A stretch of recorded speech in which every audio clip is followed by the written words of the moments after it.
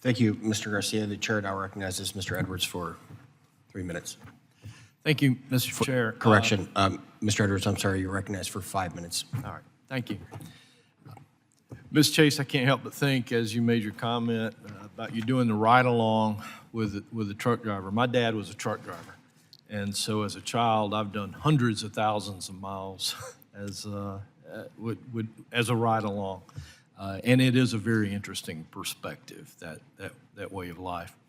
Mr. Urson, I'm curious. I'm trying to visualize how these trucks would operate, and it seems like because there's some real fine maneuvers at the end of the line would be required. At what point does the automation end and someone climb in the cab and start doing the fine turns and that sort of thing that would be required to get to the final destination? Yeah, thank you for the question. The technology we're developing today, the Aurora Driver, will basically drive gate to gate. So it'll leave a terminal, get through the industrial park, onto the freeway, head down the freeway, come off and get into the terminal through the industrial park.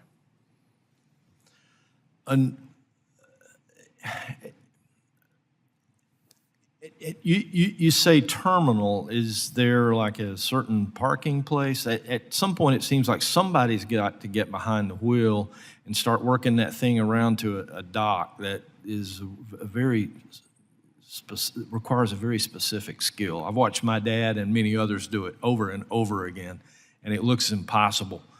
I have a difficult time imagining a machine or any sort of automation being able to do that.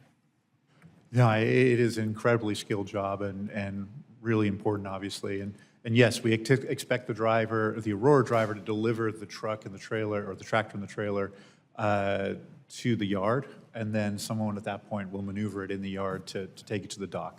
Gotcha. Thank you. Also, this question for you, Mr.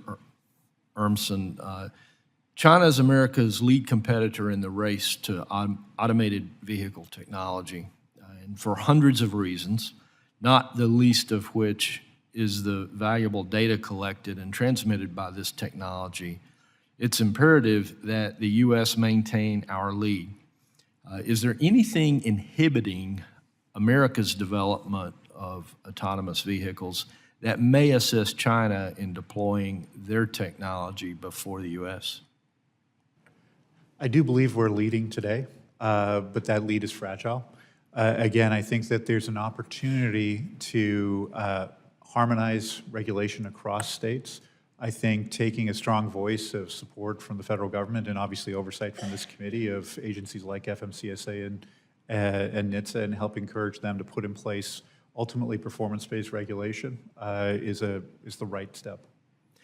And so specifically, what would you recommend Congress be able to do to help secure America's place at the forefront of this technology?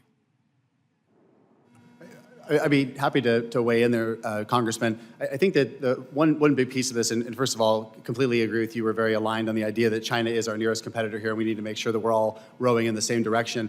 One big thing that Congress can do is we would like to see FMCSA take action on a notice of proposed rulemaking specific to autonomous trucking. We think this is something that there should be very strong bipartisan support for.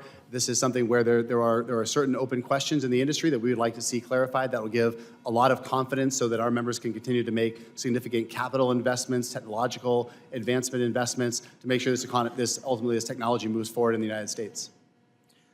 And so I'll direct this next question to Mr. Urmson, and if you feel somebody else on this panel is more qualified to answer that, please point us in the right direction.